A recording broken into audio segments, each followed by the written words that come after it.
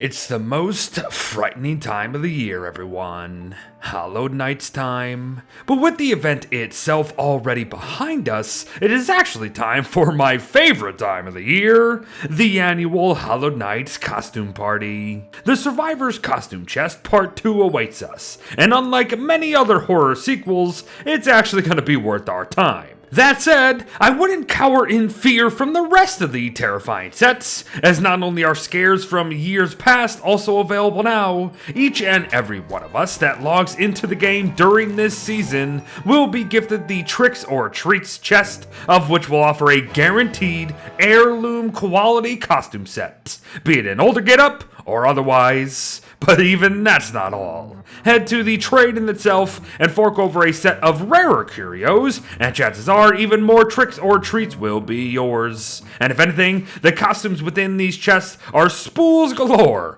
so unweave them to get what you truly want if you wish. But hold up, what's happening here? Is this deja vu, or is Beard messing up in editing? Nope, not this time, friends. It is merely another Halloween chest filled to the absolute brim with the newest Survivor skins, and let me tell ya, Clay really brought their A game this year. And first up, the Queen of the Frogs herself, Wirt. Now, Wirt the Toadstool, mind you, she's ready to leak her poison into every corner of the Tentai-filled swamps, and in saying that out loud, I now realize that I should have never uttered a single word of that sentence to the internet. But horrendous jokes aside, I love it, and it might just be one of the better skins that we have ever seen, honestly. Clay went really simple this year, with most of these having but a head and body slot taken up. And yet, they did a phenomenal job at converting our would-be survivors into some very familiar mobs. And yet, it gets even cooler. Bring a Merm King into play, and suddenly Misery will love some company. Wirt's company. So cool. It is instantly one of my newest all-time favorite skins after today. And you know, it's not alone either. Wormwood the Salamander would also like a word.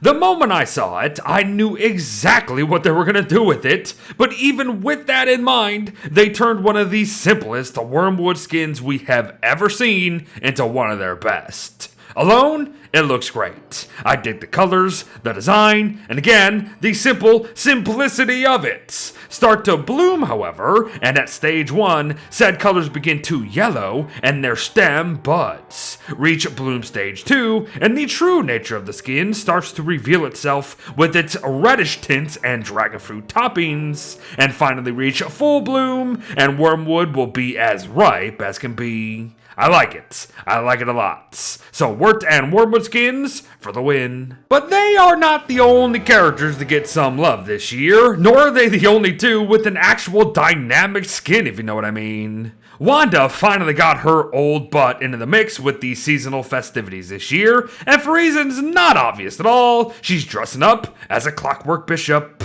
Seriously, I love how much freedom Clay took in making simple heads and bodies, as it shows even in the simplest get-ups like Wanda's here. It's honestly nothing special, especially compared to some of the others to come still.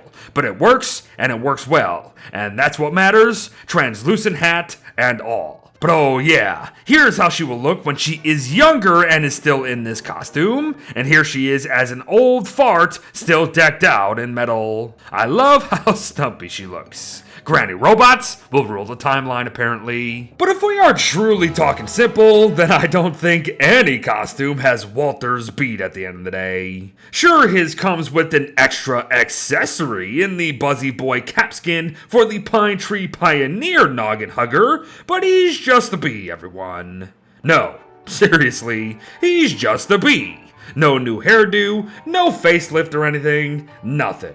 Now that doesn't mean it's a bad skin, because it's not. In fact, I absolutely adore the idea of Walter dressing up like this only to try and trick the very things that he is trying to avoid at all times. I'm just saying that it's a very generic costume when compared to the rest of the collection today, and that's all. But buzz, mother buzzers. So next up, Wartox, a guy who received one of my favorite makeovers ever just last year within Winter's Feast, and has once again gone and gotten another stellar one out here for Hallowed Nights. Well, if he can actually see it for himself, that is. It is Wartox, the no idea, everyone. Not much to say beyond that, given how he is looking exactly how one would expect him to, I imagine. But he's down to one antler, one eye, and one damn fine fur coat, I'd say.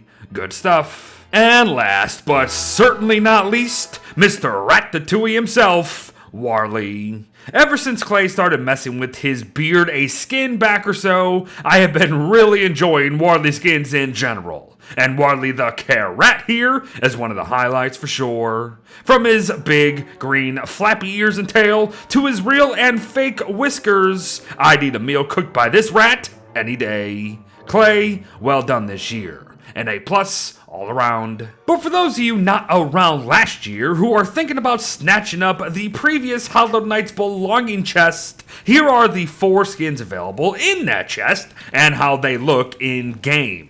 The creepy cauldron crockpot, the vampire broodling pets, the hollow torch, and the macabre birdcage. There's also a chest that looks like it offers 4 other costumes pertaining to Chester, Glamour, Catcoons, and Hutch, but those are actually wardrobe sets over just character skins, so be aware of that. Now, I can't remember if they changed something last year, but Clay has also offered free use of past Survivor costumes every Hallowed Nights, although I absolutely cannot confirm or deny this because I kinda sorta have all of them already, so you best check if they are still doing the free costume thing yourself when you get the chance. And finally, Clay has brought many past drops and skins from Hallowed Nights and beyond, mind you, to their Clay's reward page as of today. So be sure to check that out too. I'll leave a link for you in the pinned comment. But there you have everyone, our annual Hallowed Nights fashion show featuring some of the best costumes we may have ever seen.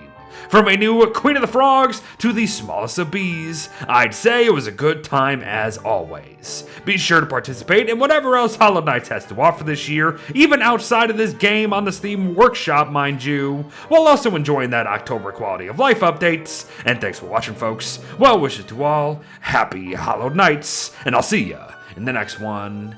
Bye-bye.